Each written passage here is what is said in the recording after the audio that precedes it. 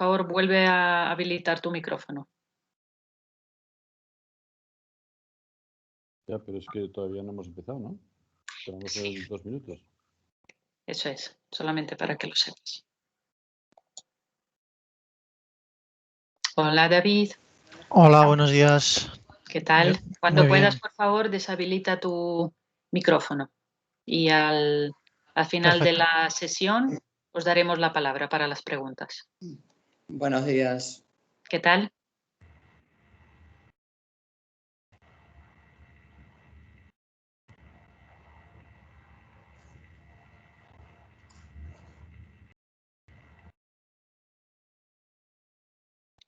Vamos a esperar un minutito más y comenzamos a las 13:05. Aunque no descarto, Luis, que luego siga habiendo gente conectándose.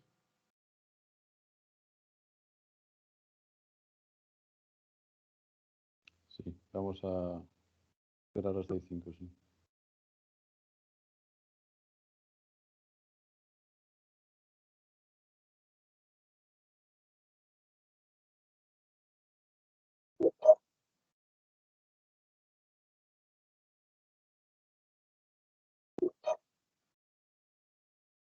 Hola, Mariano. Hola, Igor. Perdona, una pregunta. ¿Después dónde quedará subido? ¿Perdón? Disculpa. ¿Después dónde quedará todo subido para volver a verlo? Consultar cualquier cosa. En la web de Aepival. Perfecto, muchas gracias. A ti.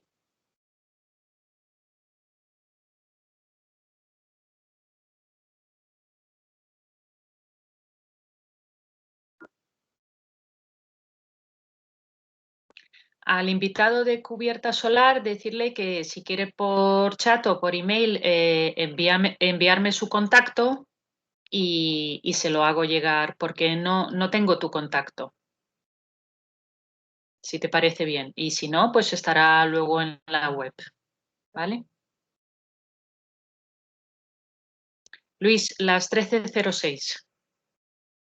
Perfecto. Bueno, muchísimas gracias a todos. La verdad es que las convocatorias que hacemos con los fondos de recuperación son bastante exitosas porque realmente es un tema que está en el candelabro, ¿no? Que decía que así que vamos a proyectar una pequeña update. Bueno, quiero daros las bienvenidas a todos y especialmente a los socios de Solartis a los que les hemos invitado también para, no sé si está Isabel conectada, la verdad, pero creo que es interesante porque lo que vamos a hablar hoy afecta a las dos tipologías de proyectos que se acaba de lanzar las manifestaciones de interés, ¿no? Y una es de energías renovables y otras de energías renovables y otras de flexibilidad y por lo tanto de almacenamiento, ¿no? Pero bueno, como hay elementos que son muy comunes a los dos, veremos cómo el Ministerio propone que se trate, ¿no? Bueno, hemos hecho, son 2 slides, sabéis que es muy breve, pero creo que hacemos una pequeña introducción. Sigue, pasas por favor, Maya. Bueno, vosotros creo que estáis bastante al tanto de los fondos de recuperación, al menos los socios de Apival lo están porque llevamos ya desde octubre trabajando en ello, ¿no? Hicimos una primera selección de proyectos, participaron 14 empresas, desarrollamos o nos presentaron un total de 14 proyectos, hicimos unas fichas, esas fichas se presentaban al Ministerio y esta mañana hemos tenido una reunión con el Ministerio y con el IDAE y nos han comunicado que bueno, gran parte del trabajo que nosotros presentamos les está sirviendo y les sirvió para conceptualizar las manifestaciones de interés que se han desarrollado y que se han lanzado ahora, ¿no? Por lo tanto, en los fondos de recuperación hay muchas indefiniciones todavía, pero sí que hay algunas certidumbres y es qué está haciendo el Ministerio ahora. Lo que está haciendo, hay 2 ministerios involucrados, uno el Mincotur, que básicamente lo que ha hecho es lanzar una manifestación de interés para captar proyectos tractores, es decir, proyectos con un mínimo de 40 millones de euros de subvención, que tengan un efecto motor bien territorial o bien industrial, sobre todo industrial. Y esa presentación, perdona, esa manifestación terminó el día 20 y por lo tanto ya está lanzada. Y en paralelo, el MITECO ha ido lanzando diferentes manifestaciones de interés. ¿Qué es una manifestación de interés?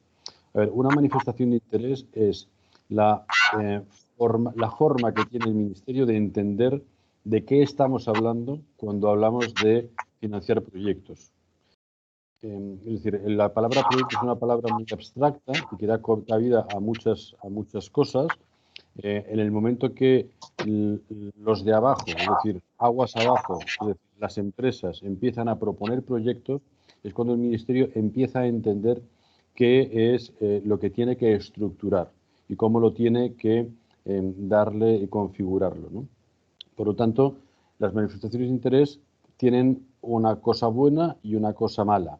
La cosa buena es que ayuda al Ministerio a configurar las futuras licitaciones y ayuda al Gobierno de España a negociar con la Comisión Europea los montantes y el destino de los proyectos. La cosa mala que tiene es que no sirven para nada. Es decir, sirven para que el Ministerio entienda y estructure y negocie. Pero luego, no por haber participado en una manifestación de interés, se te va a adjudicar ni va a haber una licitación ad hoc para tu proyecto. ¿De acuerdo? Esto es importante entenderlo para evitar malos entendidos, ¿no? Pero, de todas maneras, es muy importante participar porque en la medida en que se vayan aglutinando determinados perfiles de proyectos y estos proyectos se puedan ir consolidando, las licitaciones estarán mucho más cerca de proyectos que hemos diseñado que no de proyectos que están por diseñar. Dicho esto, podría ser que alguien estuviera trabajando en un determinado proyecto y al final ese proyecto no tuviera encaje en una futura licitación y sin embargo se licitara algo en lo que podría participar y participe y acabe ganando, ¿no? Básicamente estamos hablando de 70.000 millones de euros de subvenciones y otros 60.000 millones de euros, 67.000 millones de euros en préstamos, pero la idea es gastar los 70.000 primeros millones en los próximos 2 años. Por lo tanto, básicamente porque la subvención no computa deuda pública y por lo tanto el Ministerio de Economía está realmente muy interesado en relanzar la economía a partir de los patrones que ya conocemos, ¿no? Una serie de 4 líneas maestras, luego 10 proyectos o 10 líneas motoras, en fin, un poco lo que entiendo que ya conocéis, ¿de acuerdo? Entonces, la pasada semana, digamos que ahora estamos en la fase de planificación, definición de proyectos y esta fase debería terminar a finales de abril, cuando el Ministerio, como he dicho, consolide todos los potenciales proyectos, ¿no? Y los defienda ante Bruselas y cierre la capitalización de los fondos necesarios, ¿no? Por lo tanto, ahora, el 26 de febrero, hay que entregar las 2 manifestaciones que nos interesan más, que probablemente sean las últimas de las que presenta el MITECO, y hubo uno que se presentó también muy interesante, el hidrógeno, que participó mucha gente, que también terminaba, si no me acuerdo, el día 11, y por lo tanto ahora le toca a otros elementos de la cadena de valor de todo lo que es la parte energética, ¿no? Hay otra de comunidades energéticas también en marcha, etcétera, ¿no? Y esta es común también a esta, ¿no? Entonces, las 2 que se han lanzado la semana pasada, una es la flexibilidad del sistema energético, infraestructura eléctrica, redes inteligentes y despliegue del almacenamiento energético, y la otra es energías renovables, despliegue renovables, integración en sectores e innovación. La fecha de entrega, como sabéis, es el 26 de febrero y se hace mediante, rellenando las hojas Excel de la expresión de interés que van adjuntas al lanzamiento que ha hecho el MITECO y que os hemos enviado a todos. El que no lo tenga nos lo pide y amablemente se las haremos llegar, ¿no? Básicamente de lo que se trata, y además se ha hecho en Excel precisamente para que no cojamos carrerilla y nos vengamos arriba y empecemos a poner ahí a argumentar cosas sin ton ni son. Se trata que el Excel sea muy preciso, que responda a lo que se pregunta y que tenga un carácter lo más concreto posible para dar una visibilidad de madurez del proyecto. Esto es importante. Y además se permite entregar un documento adjunto de unas 10 páginas máximo, incluso puede ser un PowerPoint o cualquier otro formato prototípico o típico de presentaciones para adjuntar y que dé más visibilidad o explique aquellos elementos del proyecto que creemos que hay que contar y que en las hojas de Excel no hemos sido capaces de incluir, ¿no? Por otro lado, hay muchos proyectos y yo creo que aquí estaríamos representados en esta misma sesión muchas empresas que se verían, que pueden ver cómo sus proyectos cabrían en las dos tipologías de fichas, ¿no? En las dos tipologías de manifestaciones de interés. Por un lado, proyectos de almacenamiento puro y duro o proyectos de generación y proyectos de generación con almacenamiento, ¿no? Hablo de generación porque está Solartis invitado y, como sabéis, es la patronal dentro de Secartis de generación solar, ¿no? Pero entonces lo que el Ministerio lo que nos dice es que aquellos proyectos que transiten entre las dos manifestaciones de interés, que se presenten a las dos manifestaciones de interés, ¿de acuerdo? Como que básicamente mucha documento es adjunto, es un copiar y pegar de uno a otro, las diferencias no son muy notables, es poco trabajo y por lo tanto es importante que se presenten a las dos y que se haga una mención que el día que se escriba al buzón del Miteco para presentarlas, que determinada manifestación de interés también se ha presentado en la otra manifestación de interés. Así, el Miteco no se vuelve loco, tiene constancia y, por otro lado, los proyectos sabemos que están o bien por la vía de energías renovables o bien por la vía de almacenamiento han llegado a su destino.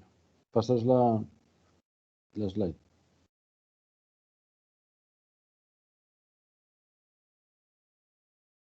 Vale.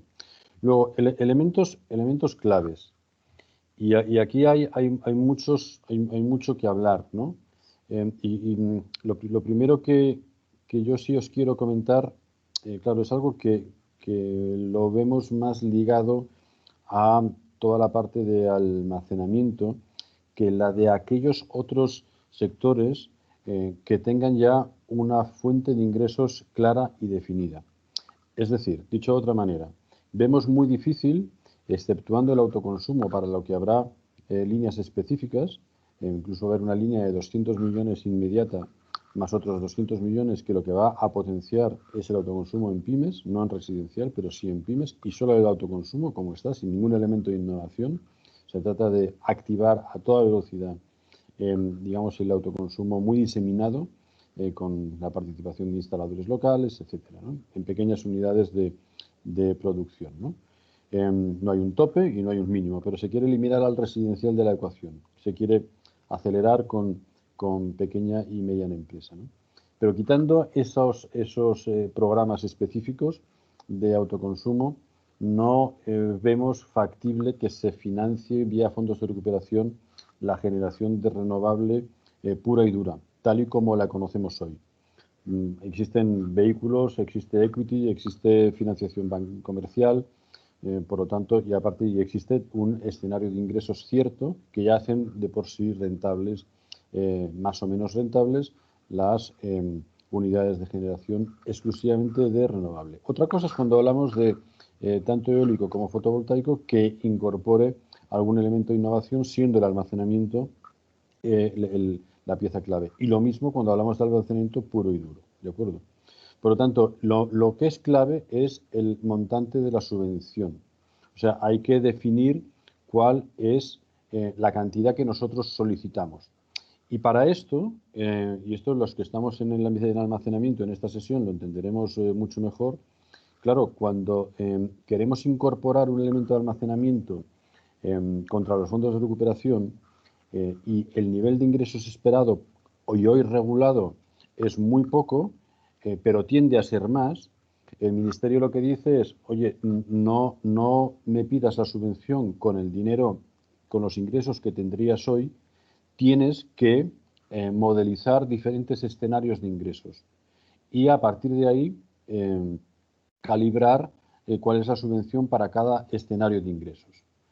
Esto es un trabajo extra que no es sencillo de hacer, pero que en Epival vamos a ver cómo lo podemos meter mano, porque creo que hay que dar algunas pautas, pero claro, evidentemente no es lo mismo que haya proyectos que soliciten participar en proyectos no sé, que propongan un proyecto de participación de un servicio de almacenamiento en una red de distribución que hoy tiene unos ingresos pues mínimos, ¿no?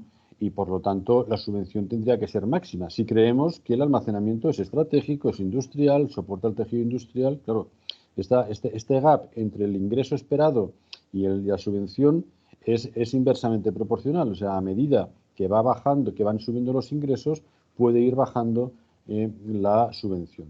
De tal manera que hay que hacer un ejercicio de este perfil. Es decir, marcar 4 potenciales fuentes de ingresos y a partir de esas fuentes de ingresos solicitar una subvención acorde a esas fuentes de ingresos. Por ejemplo, con los ingresos de hoy que cubrirían X servicios, podríamos estar hablando de un 85% de subvención versus los potenciales ingresos de 2021-2022, que podrían ser 4 veces esos ingresos a fecha de hoy, y por lo tanto la inversión o la subvención necesaria bajaría al 15 o al 20 o al 25%, ¿no?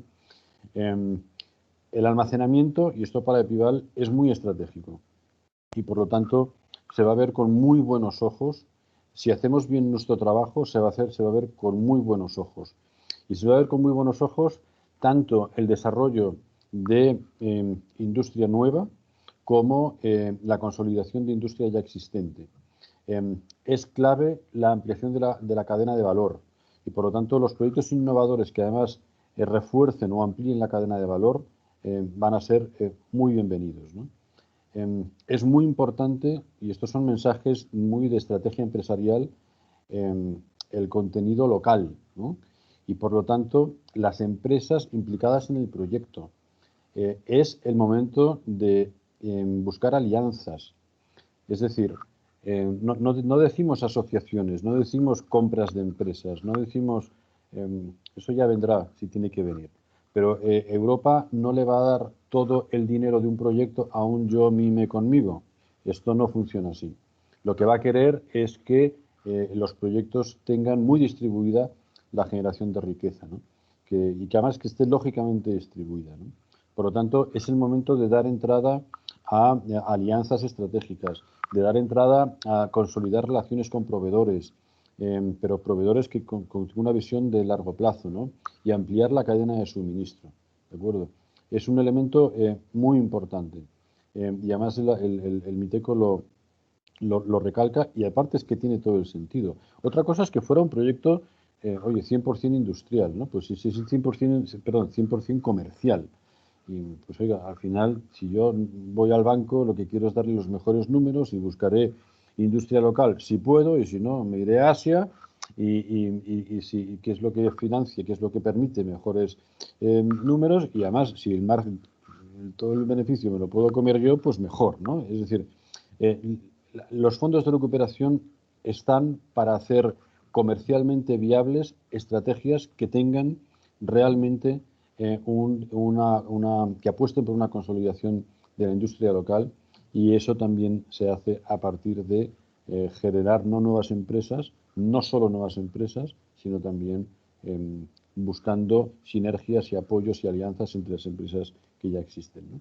Por otro lado, el I+D+I es un elemento necesario como valor añadido, es decir, ¿qué aportamos de nuevo? Puede ser en hardware, puede ser en software, puede ser en patentes, en fin, puede ser en formatos de producción industrial, por ejemplo, que es complicado, puede ser también en diseño de programas de formación o de espacios pedagógicos y didácticos o escenográficos, es decir, para que formen al ciudadano. O sea, hay múltiples fórmulas y múltiples ángulos del que ver el I+D+I, pero es un elemento que tenemos que incorporar. Y si no lo estamos incorporando, estamos poniéndonos una pequeña piedra en el camino, ¿no? También la colaboración con centros tecnológicos, que son fuente de I+D+I. Hay que llamar a sus puertas, hay que ver qué valores aportan, hay que ver cómo podemos incorporar nuevas tendencias, nuevas visiones, para que precisamente los programas de I+D+I, que en los centros tecnológicos están en primera línea de fuego, los podamos incorporar ahora sí a la cadena de producción. Se trata de que el I+D+I no se quede en una tesis doctoral, se trata que se convierta en un producto. Y este es el momento para hacerlo, y este es el dinero necesario para poder hacerlo. Punto importantísimo. ¿Cuál es la relación que tenéis vosotros como promotores de los proyectos con las comunidades autónomas? Si ya conocen los proyectos, si no los conocen, si tienen una visión favorable. Un punto muy importante. Por lo tanto, eso habrá que hacer mención. ¿De acuerdo? Luego, por último, es decir, los proyectos que sean de mayor envergadura son proyectos que obligarán al Ministerio o al Gobierno a negociarlos ad hoc con la Comisión Europea. Porque de entrada tenemos que pensar que hay una ley de ayudas del Estado que es muy rigurosa y que de hecho no permite, o que fija, es una fórmula muy compleja, pero que fija aproximadamente en un 30% el máximo de ayuda que se puede dar a un proyecto. Cuando es un macroproyecto estratégico, se puede pensar en subvenciones mucho mayores. Pero claro, tiene que estar muy justificado y tiene que estar muy bien argumentado. Por eso la importancia de fijar esos diferentes niveles de ingresos previstos, o sea, modelizar nuestro caso base en diferentes escenarios de ingresos para poder modificar arriba o abajo nuestra capacidad de subvención.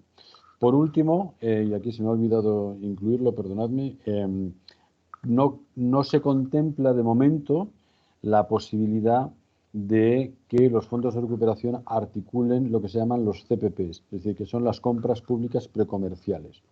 Por ejemplo, que sea una especie de feed-in tariff, una especie de PPA, ¿no? O sea, yo durante la duración de los fondos de recuperación te financio el 15% del CAPEX, pero te firmo un PPA por la energía que suministras de 150 euros megavatio hora durante 6 años. Bueno, oye, eso sería una fórmula que permitiría bancabilizar el proyecto, pero de momento esa línea con la que nosotros hemos trabajado y que creemos que tiene sentido y sabemos que la banca estaría interesada también en explorarlo, mientras tenga la garantía de un Estado, ¿no?, que al final lo pone, actúa como garante, a pesar de las experiencias españolas. Yo creo que en fin, hay que pensar que aquello que sucedió no volverá a suceder, ¿no? Por lo tanto, este es un escenario que hemos planteado, que defendemos, pero que no terminamos de ver al Ministerio ni al IDAE cómodos con ese formato, probablemente porque no termina de encajar en la propia estructura de los fondos. Pero bueno, no dicen que no, puede que se quede para algún tipo de proyecto, pero en principio lo que se llaman las CPPs no estarían contempladas, por lo tanto no hay ayudas al OPEX, por lo tanto el 100% de las ayudas serán al CAPEX, ¿de acuerdo? Con las consideraciones que os he comentado, ¿vale? Estamos a vuestra disposición, tanto ahora para cualquier duda como para poderos asesorar en lo que podamos hacer, ¿no?, y en lo que podamos ayudaros. Lo que no podemos es revisar vuestras fichas, no tiene mucho sentido porque nos volveríamos locos, ¿no? Pero cualquier duda que tengáis, cualquier punto concreto que tengáis y que creamos que os podemos resolver, o que llamemos al Ministerio para que nos lo resuelva, o al IDAE o a quien sea, estamos a vuestra entera disposición. De la misma manera que si alguno de vosotros cree que puede fortalecer su cadena de valor y quiere entrar en contacto con determinadas empresas, o cree que nosotros le podemos sugerir determinadas empresas, lo haremos encantado. Conectaros para que vosotros al final evaluéis cómo cada potencial player enriquece vuestros proyectos. ¿De acuerdo? A partir de aquí se abre los ruegos y preguntas. Adelante, Igor. Muy buenas. Gracias por la explicación. La verdad es que ha sido muy, muy interesante. Una pregunta sencilla. ¿Hay alguna recomendación o hay alguna indicación del tamaño o número de socios, presupuesto más interesante? Es decir, ¿un proyectito pequeño de 1 o 2 participantes tiene sentido o hay que ir a un consorcio más grande? Entiendo que esto no es tan grande como los proyectos tractores. ¿Dónde nos deberíamos mover? Nos deberíamos mover por encima del 1.000.000 de euros, ¿vale? Y lo ideal es entre los 10 y los 20 millones. Gracias. Esa es una cifra muy interesante. Entonces, hombre, cuanto más dinero, pues más players, ¿no? Pero claro, un proyecto de 1.000.000 de euros entre 18 empresas, pues no tiene ningún sentido, ¿comprendes? Igual es un proyecto que lo que propones es... Luego hay proyectos de 1.000.000 de euros que son perfectamente añadibles, ¿no? O encajables con proyectos de 18 millones de euros, ¿no? Yo lo que os voy a proponer es, oye, ya que tu proyecto solo no vuela, pues ¿por qué no te casas con estos dos proyectos, ¿no? Y que en vez de ser 18 son 22, ¿no? Y son los 18 del proyecto más los 3 o los 4 de tu proyecto, ¿no? Es decir, eso sobre todo en los proyectos que nos habéis presentado que tienen mucho de mejora en la gestión de activos con almacenamiento, ¿de acuerdo? Que son proyectos preciosos, pero lo primero que hace falta es el proyecto. O sea, que un proyecto sea mejorar un activo, lo primero que tiene que existir es el activo, ¿no? Entonces, ahí nosotros sí que os propondremos enlaces, ¿no? Y que creo que os van a ayudar a todos. Pero realmente, cuando hablamos de hierro, hablamos de proyectos por encima de los 10 millones. Cuando hablamos de cerebro, o sea, de software, cuando hablamos de hierro, hablamos de hardware. Cuando hablamos de software, estamos... Claro, justificar un proyecto de 20 millones de euros para un software, pues no tiene mucho sentido, ¿no? Es muy difícil, ¿sabes? Pero la combinación de los dos, pues puede perfectamente encajar, ¿no? Pero ya te digo, respondiendo a tu pregunta, entre los 10 y los 20 millones son las cifras en las que creo que nos vamos a mover con comodidad. 20 millones de subvención, ¿eh? Ojo, ¿eh? Es decir, que esto podríamos meternos en un proyecto de 60, 70 millones sin ningún problema. ¿Comprendes? Si consideráramos el 30% de la subvención. ¿Vale? Ok. De acuerdo, gracias. Gracias, Igor. Irache, por favor.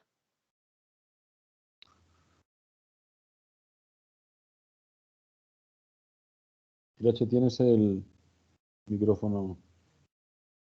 Irache Hola, no perdón, o ha desaparecido, Irache. ¿me oís? Vale. Ahora Sí. sí, perdonad, que Sí. tenía efectivamente el micrófono silenciado. Bueno, buenos días. Yo quería preguntar acerca de si se sabe ya quién va a repartir estas ayudas. ¿Va a ser el IDAE 100% independientemente de la comunidad autónoma? ¿Va a ser A ver, el ministerio? gracias, Irache. No está del todo definido, pero en principio de lo que se quiere o de lo que se habla es de que el reparto sea por competencias, es decir, en aquellas materias en las que las competencias están transferidas, entonces debería ser la comunidad autónoma. Y en aquellas competencias en las que no están transferidas, debería ser el gobierno central, seguramente a través del IDAE.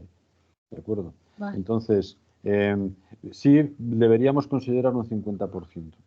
En todo caso, sea por un lado o sea por otro, este proyecto, o esto, o sea, digamos que esta expresión de interés, no dejéis de manifestarla en vuestras comunidades autónomas. ¿De acuerdo?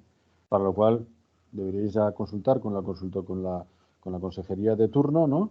Y hacerles ver si va a haber algún mecanismo también de presentación de una expresión de interés o les hacéis llegar un documento o lo que sea, ¿no? Pero es muy bueno que tanto uno como otro, porque al final el Ministerio también va a llamar a las comunidades autónomas, ¿no? Y va a decir, oye, a ver vosotros qué proponéis, porque el mundo privado propone todo esto, ¿no? Y las comunidades, ¿qué proponen? Porque ¿qué os han propuesto a vosotros, ¿no? Por lo tanto, claro, si una comunidad autónoma, digamos, que refrenda mucho un determinado posicionamiento estratégico, pues claro, que está amparado por 1, 2, 3 o 4 proyectos, pues igual el peso que no ha tenido tu proyecto en Madrid, en el Ministerio, lo va a tener vía comunidad autónoma, ¿no? Por lo tanto, yo os aconsejo de verdad de hecho, en las expresiones de interés hay una casilla para ello, pero independientemente de que digáis que sí, que por supuesto que cuenta con el apoyo del Ministerio, que lo cuente, al menos que lo conozca. Muy bien, muchas gracias. A ti, Irache. Carlos, por favor, adelante. Hola, buenos días a todos y gracias, Luis. Conciso y claro, la exposición. Yo tengo varias preguntas, a ver cómo te las planteo. Unas son muy sencillas. ¿Hay algún tipo de requerimiento sobre la participación de pymes en esos consorcios, aparte del número que has comentado antes? No. A ver, no, en absoluto. Otra cosa es que cuando vengan las licitaciones, pues oye, haya que aplicar, tengas que tener un balance, tengas que tener un track record, bueno, eso ya se verá. Entonces quizás es el momento de fortalecer tu posición con quien tenga ese track record o ese balance, ¿no? Pero de momento no. De momento lo que quieren es que Keter diga, este es mi proyecto. Punto. Nadie te va a mirar si tienes un track record más grande o menos grande. O sea, no van a pedir como el CEDET y como otros que haya en los consorcios un número de pymes, un número de grandes empresas, un número de medianas, en principio no.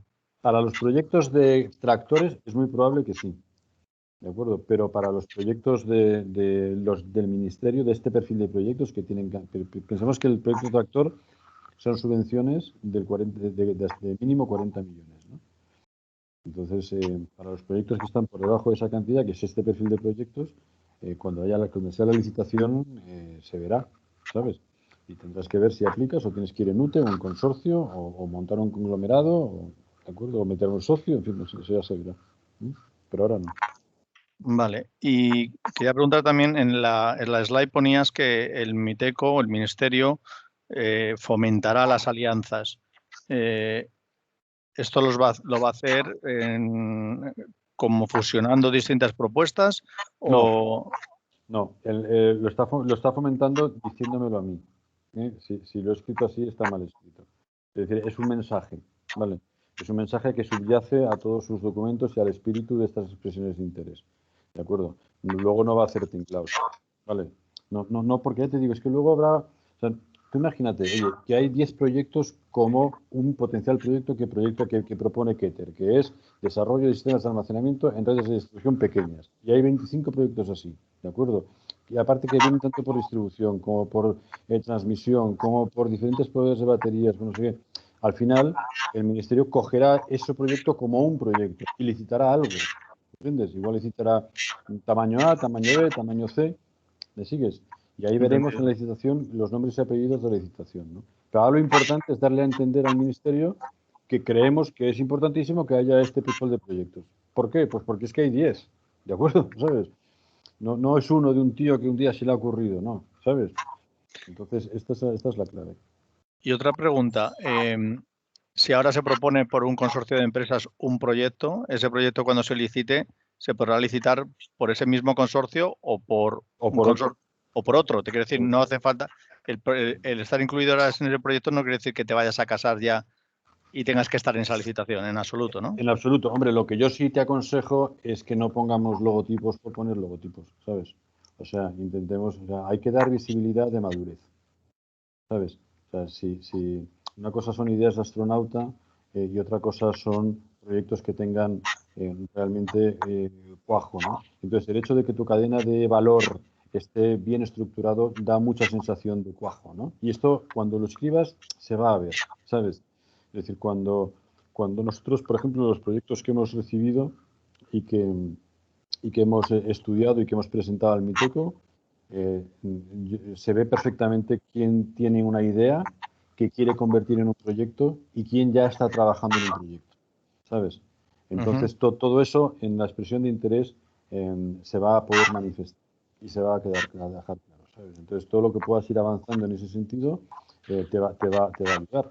Porque le va a dar más solidez. O sea, aquí hay un proyecto de verdad, ¿sabes? Está claro. Muchas gracias. A ti, Carlos. David, tu turno.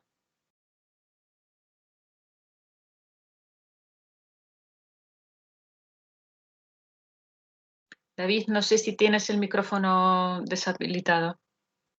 Hola, buenos días. Ahora ya sí. Vale, perdón. ¿Qué tal? Lo primero, muchísimas gracias, Luis, por la presentación. Ha estado muy bien, muy clara y muy concisa. Y mi pregunta va relacionada en el Real Decreto del 29 de diciembre, que es, por lo menos en nuestro caso, en el que nos ofrece las oportunidades de hibridación y que están relacionadas, con la charla que acabas de dar, ¿no? Y entonces en este Real Decreto plantean la posibilidad de hibridar con un 40% de la capacidad de acceso.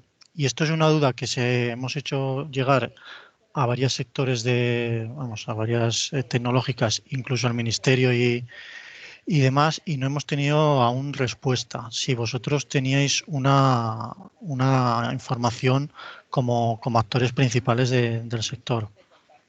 David, gracias, tomo nota. En todo caso, no te puedo contestar porque no sé la respuesta, pero en todo caso eso afectaría, si no recuerdo mal, a la hibridación de dos tecnologías de generación. También está para... También para el almacenamiento. Sí, el almacenamiento está contemplado, por eso. Vale. Lo que pasa es que un 40% de... O sea, sí que lo habíamos estudiado desde